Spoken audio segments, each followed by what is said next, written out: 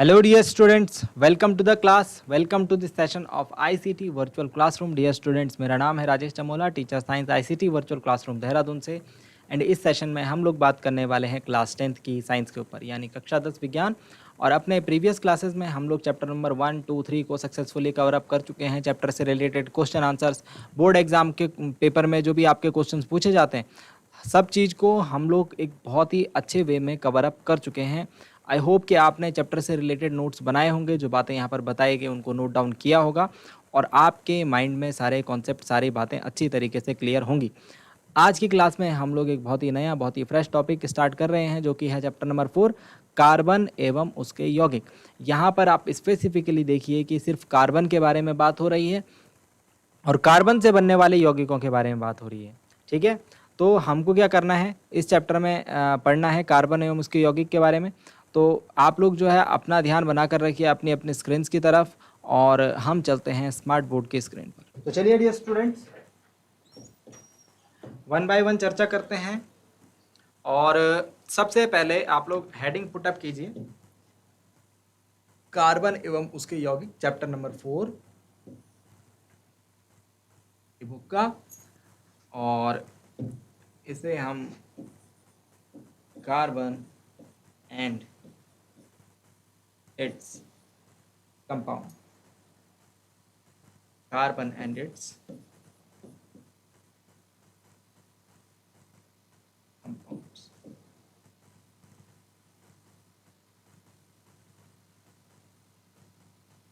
ठीक हो गया? चलिए, सबसे पहले तो बात करते हैं कार्बन ही क्यों। कार्बन ही क्यों? हमारे पास आवर्त सारणी में इतने सारे तत्व हैं, 100 से भी अधिक तत्व ज्ञात है, लेकिन सिर्फ कार्बन के बारे में ही पूरा एक चैप्टर में हम बात क्यों करें? क्या बात है कार्बन में ऐसी कि हम लोग चैप्टर में सिर्फ कार्बन और उसके यौगिक के बारे में बात कर रहे हैं? कुछ तो खासियत होगी जो हम सिर्फ कार्बन की बात कर रहे हैं। तो चलिए इसका पता लगाने की कोशिश करते हैं। हमने ये देखा है कि जो हमारे जो ब्रह्मांड है, जो हमारा विश्व है, इसमें सजीवों में हम ये कहते हैं कि अधिकतर जो सजीवों में कार्बन जो पदार्थ है, कार्बन जो तत्व है, उसकी काफ़ी ज़्यादा मौजूदगी होती है। ठीक है, इसके अलावा जो अधिकांश वस्तुएं हैं हमारे पास, वो सभी कार्बन की बनी हुई होती है। तो कार्बन उसमें जो है एक इम्पॉर्टेंट एलिमेंट बन के आता है जो सारी वस्तुएं हैं। इसके अलावा भोजन, कपड़े, दवा, पुस्तक आदि अनेक वस्तुएं, ये कार्बन पर आधारित इनके संरचना होती है। ठीक है, और हमारी जो अर्थ है, हमारी जो पृथ्वी है, और इसके अलावा हमारा जो वायुमंडल है, उसमें कार्बन जो है बहुत कम मात्रा में उपस्थित है, उसमें भी उपस्थित है। ठीक है ना, जैसे हमारे अर्थ में हम देखेंगे कि जो एक मेन चीज़ हमने देखी होगी, कोयला, कोयले के अंदर क्या होता है? कार्बन होता है। ठीक है, इसके अलावा पेट्रोलियम, जो हम बात कर लें, पेट्रोलियम में क्या होता है? कार्बन मौजूद होता है। ठीक है, इसके अलावा हम बात करें कि जो हमारे कार्बोनेट्स होते हैं, कार्बोनेट, ठीक है, हमारे पृथ्वी पर मौजूदगी की बात कर रहे हैं हम कार्बन की, यहाँ पर कार्बन मौजूद होता है। ठीक है ना, और हम खनिज के रूप में देखते हैं कार्बन को, खनिज यानी मिनरल्स के रूप में। ठीक है, पृथ्वी पर खनिज जो उपस्थित होते हैं, हमने पिछले ही चैप्टर में पढ़े हैं खनिज, वहाँ पर भी कार्बन की हमको प्रेजेंस देखने को मिलती है। हालांकि ये कम मात्रा में है, इससे ज़्यादा ये किस में मौजूद होता है? सजीवों में मौजूद होता है। सजीव बोले तो हम हो गए, है ना, एनिमल्स हो गए, जानवर हो गए, इसके अलावा पेड़ पौधे हो गए, है ना, ट्रीज हो गए, प्लांट्स हो गए, ह्यूमन बींग्स हो गए, ये सभी जो हैं इनमें कार्बन की जो है प्रेजेंस होती है, कार्बन की संरचना होती है इसमें। ठीक है, इसके अलावा हम ये बात करें कि जो पृथ्वी है, पृथ्वी की जो लेयर है, जिसको हम भूपर्पटी कहते हैं, तो भूपर्पटी के ऊपर मतलब इतना ज़्यादा कार्बन विद्यमान है भूपर्पटी। ठीक है, भूपर्पटी की बात करें, अर्थ की जो सबसे ऊपर वाली लेयर होती है, ठीक है, इसे हम कहते हैं अर्थ क्रस्ट, अर्थ की क्रस्ट। तो पृथ्वी की जो भूपर्पटी की हम बात करते हैं, वहां पर अगर देखा जाए तो कार्बन की जो मौजूदगी है, कार्बन की जो मात्रा है, वो सिर्फ 0.02% है। ये सोचिए आप, 0.02% कार्बन इसमें मौजूद रहता है। ठीक है, बाकी का जो कार्बन है हमारे वायुमंडल में भी उपस्थित होता है, हमारे जो एटमॉस्फेयर है उसमें भी उपस्थित होता है। उसमें कौन से रूप में उपस्थित होता है? उसमें अगर हम देखें तो उसमें जो कार्बन है वो कार्बन डाइऑक्साइड गैस के रूप में प्रेजेंट होता है। और कार्बन डाइऑक्साइड गैस की अगर हम ये देखें कि कितनी प्रतिशतता है, तो 0.03% की जो प्रेजेंस है वो कार्बन की कार्बन डाइऑक्साइड गैस में है। तो हम देख रहे हैं कि प्रकृति में हमारे आसपास बहुत कम मात्रा में कार्बन उपस्थित है। देखो 0.03%, 0.02%, लेकिन इसके बावजूद भी हम इस चैप्टर में कार्बन के ऊपर चर्चा कर रहे हैं। इसका कारण ये है क्योंकि कार्बन जो है ये सजीवों में आपको देखने को कार्बन मिलेगा बहुत ज़्यादा, ठीक है ना। तो हमको इस चैप्टर में कार्बन से रिलेटेड डिस्कशन करना है और क्या क्या इंपॉर्टेंट बातें हो सकती हैं कार्बन से रिलेटेड जो कि हमको चैप्टर में पढ़नी है, और क्यों हम लोग कार्बन के बारे में बात कर रहे हैं, जबकि हमने देखा कि 0.02% और 0.03% ही ये भूपर्पटी और वायुमंडल में इसकी उपस्थिति है, मतलब 1% भी नहीं है दोनों को मिला करके। चलिए, सबसे पहले हम बात कर रहे हैं कि कार्बन में जो आबंधन होता है, कार्बन जो बंध बनाता है, हमने ये बात करी है अपनी प्रीवियस क्लासेस में कि एक जो कोई तत्व होता है वो उसके परमाणु क्या होता है, एक खुद को संतुलित करने के लिए दूसरे तत्वों के साथ बॉन्डिंग करता है, बंध बनाने की क्षमता रखता है। और ये बंध अलग अलग प्रकार के हो सकते हैं। अपनी प्रीवियस क्लास में हमने आयनिक बंध को पढ़ा है ना। आयनिक बंध, आयनिक बंध के फलस्वरूप कौन से यौगिक बनते हैं? आयनिक यौगिक। कैसे कैसे? धातु और अधातु के बीच ये बनने वाला बंध है, ठीक है। अब यहाँ पर जो कार्बन है, जो कार्बन है जिसमें हम लोग पढ़ने की बात, एक नया बंध पढ़ेंगे हम यहाँ पर। आयनिक बॉन्ड तो हमने पिछली क्लास में देखा था। यहाँ पर जो नया बॉन्ड कार्बन बनाता है वो है सह संयोजी आबंध। सह संयोजी आबंध यहाँ पर हमको देखने को मिलेगा। और सह संयोजी आबंध में, सह संयोजी आबंध को पहले तो हम लोग इंग्लिश में क्या बोलते हैं, इसको नोट डाउन कर लीजिए। कई बार आपको ये इस वर्ड में देखने को मिलेगा और इस वर्ड में आपको ज़्यादा समझ में आएगा। इसका नाम होता है कोवैलेंट बॉन्ड। कोवैलेंट बॉन्ड, ठीक है। तो कोवैलेंट बॉन्ड के फॉर्म में हमको कार्बन देखने को मिलता है। कार्बन जो है, जो उसका बॉन्डिंग का नेचर है, वो कैसा कैसा बॉन्ड बनाता है? कोवैलेंट बॉन्ड बनाता है। हमने पीछे आयनिक यौगिकों के बारे में बात करी है, आयनिक कंपाउंड्स के बारे में बात करी। हमने क्या बोला? इनके गलनांक उच्च होते हैं, क्वथनांक उच्च होते हैं, ठीक है। ये विद्युत का चालन करते हैं, ठीक है। और ये सभी किस बात की बात करी हमने? ये उनके बीच बनने वाले आयनिक बंध के आधार पर हमने उनमें बात करी थी। तो मतलब कि जब किसी यौगिक के गुणों की बात करनी है, जब उससे संबंधित गलनांक, क्वथनांक और विद्युत चालन की बात करनी है, तो वहां पर हमको सबसे पहले ये देखना है कि उसमें आबंध कौन सा है। आबंध जो है बहुत हद तक इन गुणों को इफेक्ट करता है, यानी प्रभावित करता है, ठीक है। तो सबसे पहले हम समझेंगे कार्बन में बनने वाला सह संयोजी आबंध किस प्रकार का होता है। तो कार्बन की अगर बात करें तो कार्बन के अधिकांश यौगिक अच्छे विद्युत के चालक नहीं होते, ठीक है। अधिकांश जो होंगे विद्युत के चालक नहीं होंगे, ठीक है। और हम अगर बात करें तो यहाँ पर हमारे पास एक टेबल है, यहाँ पर आपको एक टेबल दिख रही होगी।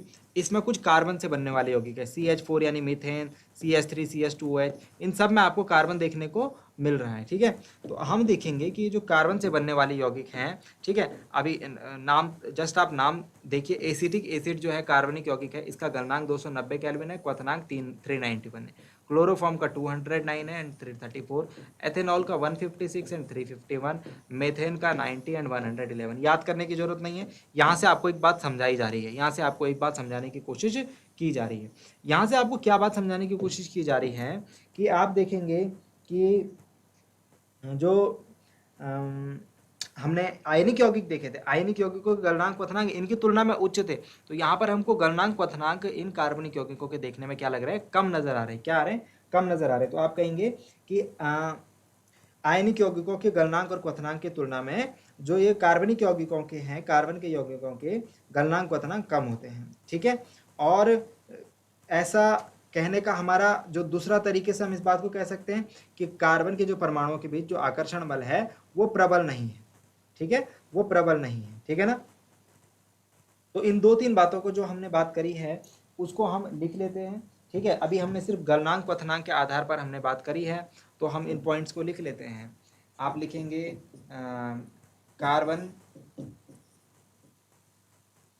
कार्बन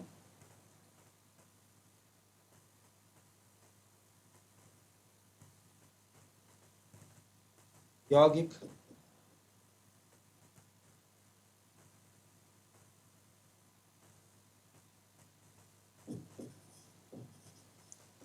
विद्युत के कुछ चालक होते हैं, सभी नहीं लेकिन अधिकांश रूप में बात करेंगे, मतलब मोस्ट ऑफ द, ठीक है, अधिकांशतः।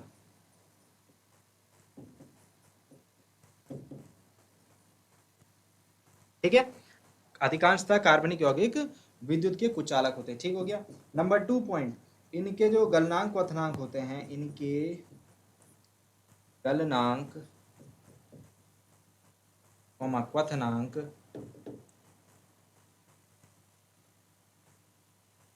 इनके गलनांक क्वथनांक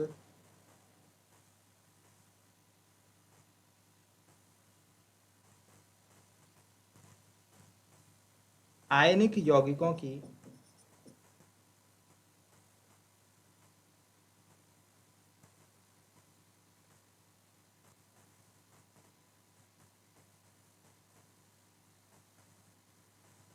तुलना में, आयनिक यौगिकों की तुलना में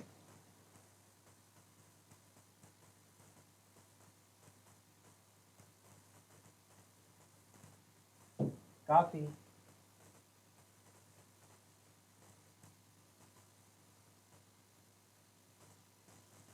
कम होते हैं। इनके गलनांक क्वथनांक आयनिक यौगिकों की तुलना में काफी कम होते हैं। ठीक हो गया। चलिए अब जो है हम इस सहसंयोजी आबंध के बारे में बात करते हैं। सहसंयोजी आबंध के बारे में हम बात जब करने लगते हैं तो हमें जो सहसंयोजी शब्द है, जो वैलेंसी शब्द है, इससे हमें एक चीज याद आ रही होगी। हमने क्लास नाइन्थ में संयोजकता को समझा था। ठीक है, और संयोजकता के बारे में हमने क्या बात करी थी? संयोजकता के बारे में हमने ये बात करी थी कि जो कोई हमारे पास परमाणु है, किसी तत्व का परमाणु है, उसके बाहरी कोश में जो इलेक्ट्रॉन होते हैं उनको हम संयोजकता कोश कहते हैं। बाहरी कोश को संयोजकता कोश कहते हैं। ठीक है, और वहां पर जो है जो इलेक्ट्रॉन उपस्थित होते हैं उसको संयोजकता इलेक्ट्रॉन कहते हैं। और बाहरी कोश को पूर्ण करने के लिए जितने इलेक्ट्रॉन की आवश्यकता होती है, या तो वो उन इलेक्ट्रॉन को ले सकते हैं या तो इलेक्ट्रॉन वहां से जा सकते हैं। तो जितने संख्या में ये इलेक्ट्रॉन होते हैं उसे हम उस तत्व की संयोजकता कहते हैं। ठीक है ना। तो संयोजकता के बारे में हम 1-2 पॉइंट लिखेंगे और फिर उसके बाद हम लोग आगे की बातें करेंगे। तो पहले संयोजकता लिख लेते हैं। संयोजकता जो आपने अपने प्रीवियस क्लासेस में पढ़ा होगा, हेडिंग डालिए संयोजकता यानी वैलेंसी। देखिए ये सभी बातें जरूरी हैं चैप्टर को समझने के लिए। तो जो क्लास 9th में आपने पढ़ा होगा वो भी आपको मैं लिखवाने की कोशिश, याद दिलाने की कोशिश कर रहा हूँ, क्योंकि वो ज़रूरी है यहाँ पर चीज़ों को समझने के लिए। ठीक है, तो वैलेंसी लिखिए आप, तत्व के परमाणु के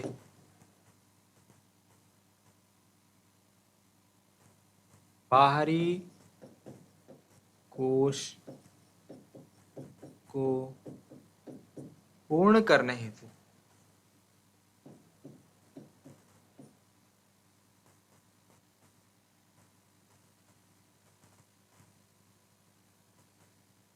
आवश्यक इलेक्ट्रॉन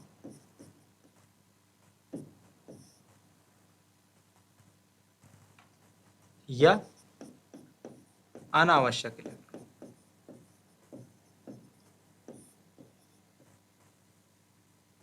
किसी के पास इलेक्ट्रॉन ज्यादा होते हैं, है ना, की संख्या। तो जिस तत्व के पास इलेक्ट्रॉन ज्यादा होंगे उसके अनावश्यक इलेक्ट्रॉन वो उनका त्याग कर देगा, जिसको इलेक्ट्रॉन की आवश्यकता है वो इलेक्ट्रॉन ग्रहण कर लेगा। ठीक है, तो जो उसकी संख्या होगी उसको हम उस तत्व की जो परमाणु है उसकी संयोजकता कहेंगे। ठीक हो गया ना। अब अगर कार्बन के बारे में हम स्पेसिफिकली बात कर रहे हैं, कार्बन, तो कार्बन का प्रतीक क्या होता है भाई? कार्बन का प्रतीक होता है कैपिटल C। कार्बन का परमाणु क्रमांक बात की जाए तो कार्बन का परमाणु क्रमांक होता है 6। ठीक है, इन बातों को याद रखना है। और परमाणु संख्या भी कह सकते हैं हम। ठीक है, परमाणु क्रमांक या परमाणु संख्या। ठीक हो गया। इसके अलावा कार्बन का परमाणु विन्यास। तो किस तरीके से इलेक्ट्रॉन भरे जाएंगे, आंतरिक कक्षा में 2 आते हैं, उसके बाद बाहर में 8 आते हैं, तो 6 इसके पास टोटल हैं, तो 4 ही आ पाएंगे बाहर वाली क्लास में। ठीक है, 2,4 ठीक हो गया। अगर मैं इसको ड्रॉ करना चाहूँ तो ये हमारे पास कार्बन है, इसको अगर हमें ड्रॉ करना चाहे फिगर के थ्रू, ठीक है,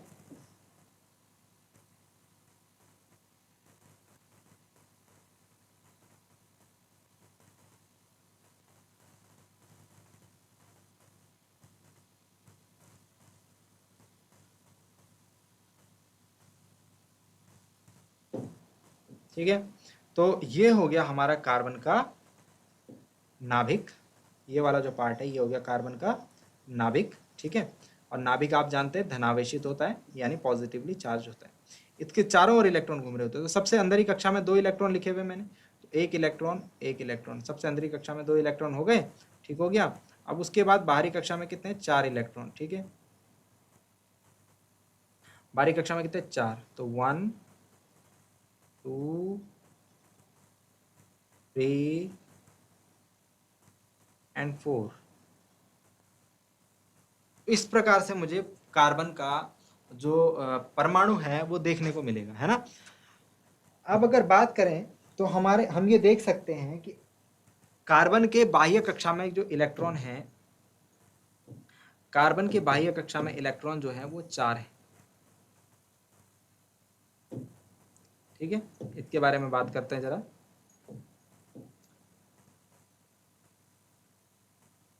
हम लिखेंगे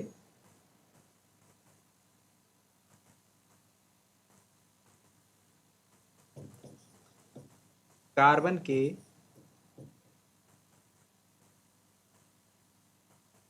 बाहरी कोश में 4 इलेक्ट्रॉन होते हैं। ठीक है, उसके बाद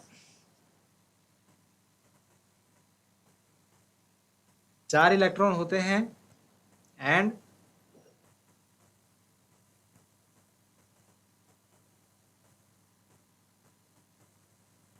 कार्बन या तो इन 4 इलेक्ट्रॉन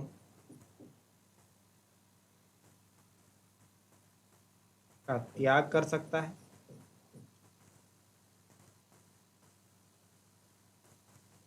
या किसी अन्य तत्व के परमाणु से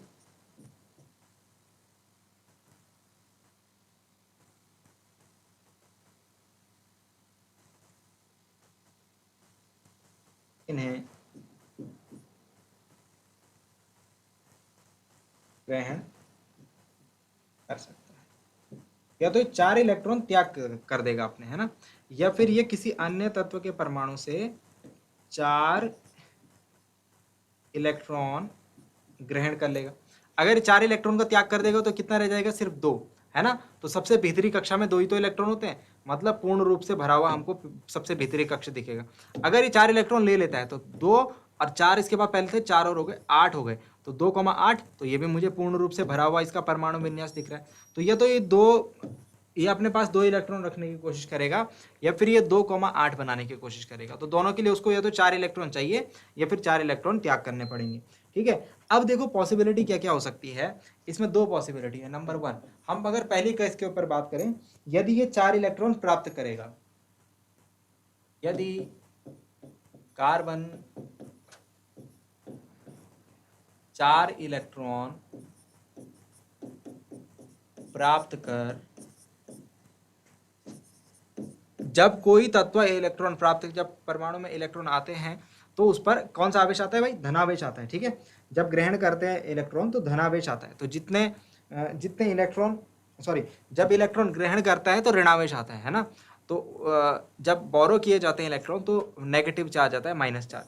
तो 4 इलेक्ट्रॉन ग्रहण करें मतलब 4 माइनस। ठीक है, तो 4 इलेक्ट्रॉन प्राप्त कर कार्बन के ऊपर 4 माइनस आ जाएंगे, आयन बनाता है। ये कैसा आयन हो गया, ऋण आयन हो गया, है ना। तो ये ऐसा आयन बनाता है। पर ध्यान रहे, पर ऐसा हो नहीं सकता, ठीक है, पर ऐसा हो नहीं सकता क्योंकि कार्बन का जो नाभिक है, कार्बन का जो नाभिक है उसकी कैपेसिटी कितनी है, 6। कार्बन का जो परमाणु संख्या 6 है, तो नाभिक बीच में रहता है और उसके चारों ओर ये देखो 2 इलेक्ट्रॉन पीछे बना रखे हैं और ऐसे पीछे डायग्राम बनाया था ना 4। तो ये जो नाभिक है, ये नाभिक है, इसके चारों तरफ 6 इलेक्ट्रॉन रहने की जो शक्ति है इसको दे रखी है ना। बट अगर इसमें 4 इलेक्ट्रॉन ले लेगा तो कितने हो जाएंगे, 10 इलेक्ट्रॉन हो जाएंगे। अब नाभिक जो है उसकी कैपेसिटी कितने इलेक्ट्रॉन को रखने की है, 6 इलेक्ट्रॉन को। बट अगर वहां पर 10 इलेक्ट्रॉन आ जाएंगे 6 की जगह, तो नाभिक के लिए ये थोड़ा सा मुश्किल हो सकता है, थोड़ा सा डिस्टर्बिंग हो सकता है। तो ये वाली पॉसिबिलिटी हमें बहुत ज़्यादा नज़र नहीं आ रही है। दूसरा केस क्या होता है, यदि कार्बन 4 इलेक्ट्रॉन ग्रहण कर, सॉरी दान कर, या तो उन्हें त्याग कर देगा, है ना, या तो त्याग या दान कर देगा, तो क्या बनाएगा, धनायन बनाएगा। आपके पास जब दान कर देता है तो धनायन बनाता है, जब ग्रहण करता है तो ऋणायन बनाता है, ठीक है, आयन बनाता है। यदि वो ऐसा करेगा तो ध्यान दीजिए कि ये रहा कार्बन का नाभिक, ठीक है, और ये रहा कार्बन के 2 इलेक्ट्रॉन अंदर वाली कक्षा में और 4 इलेक्ट्रॉन बाहर वाली कक्षा में। फिर से देखो, अब 4 इलेक्ट्रॉन त्यागने हैं, मतलब इन चारों इलेक्ट्रॉन को यहाँ से बाहर भेजना है, ठीक है। यहाँ से बाहर भेजने के लिए जब हमको क्या करना है, 4 इलेक्ट्रॉन को जब बाहर निकालना पड़ेगा तो हमको अत्यधिक ऊर्जा की आवश्यकता होगी, एनर्जी की रिक्वायरमेंट होगी। जब इलेक्ट्रॉनों को दूर भेजना होता है नाभिक से, तो नाभिक और इलेक्ट्रॉन के बीच लगने, देखो नाभिक धनावेशित होता है और इलेक्ट्रॉन के ऊपर ऋणावेश, तो नाभिक से इलेक्ट्रॉन जो है वो बंधे रहते हैं, नाभिक से इलेक्ट्रॉन जो है वो बंधे रहते हैं, ठीक है। तो हमको क्या करना है, इलेक्ट्रॉन को अगर वहाँ से बाहर भेजना है तो वो जो इनके बीच में बंध है, जो इनके बीच में बॉन्ड है, उसको तोड़ने के लिए हमें ऊर्जा की आवश्यकता होती है। तो अगर 4 इलेक्ट्रॉन को हमको भेजना होगा तो जो ऊर्जा की आवश्यकता होगी वो कंपेरेटिवली ज़्यादा मात्रा में होगी, यानी कि इस प्रोसेस में हमको ज़्यादा ऊर्जा प्रोवाइड करवानी होगी, ठीक हो गया। तो दोनों ही केस हमको पॉसिबल नहीं लग रहे हैं, क्योंकि एक जगह नाभिक के लिए जो कैपेसिटी है वो ज़्यादा बढ़ जा रही है और एक जगह हम देख रहे हैं कि एनर्जी की रिक्वायरमेंट जो है वो काफ़ी है, ठीक है। तो इस समस्या को सुलझाने के लिए कार्बन क्या करता है, कार्बन सहसंयोजक बंध बना करके इस प्रॉब्लम को सॉल्व करता है। तो ये सहसंयोजक बंध क्या होता है, ठीक है, किस प्रकार से समस्या सॉर्ट आउट होती है, इसको समझते हैं इसके नेक्स्ट पार्ट में। तो आई होप डियर स्टूडेंट्स, आज की क्लास में जो बातें बताएगी वो आपके समझ आई होंगी, आपको इंटरेस्टिंग लगी होगी और आपने क्लास में आज कुछ नया जरूर सीखा होगा। नया चैप्टर है, बिल्कुल स्टार्टिंग से बात कर रहे हैं, तो ध्यान पूरा बना कर रखिए। ये चैप्टर इतना इंपॉर्टेंट है कि आगे के आने वाले 11th 12th क्लास में ये आपकी हेल्प जरूर करेगा। आई होप डियर स्टूडेंट्स, आपने आज कुछ नया जरूर सीखा होगा। मिलते हैं अगली क्लास में एक नए और इंटरेस्टिंग टॉपिक के साथ। क्लास से जुड़ने के लिए आपका बहुत बहुत धन्यवाद। Thank you very much and have a nice day.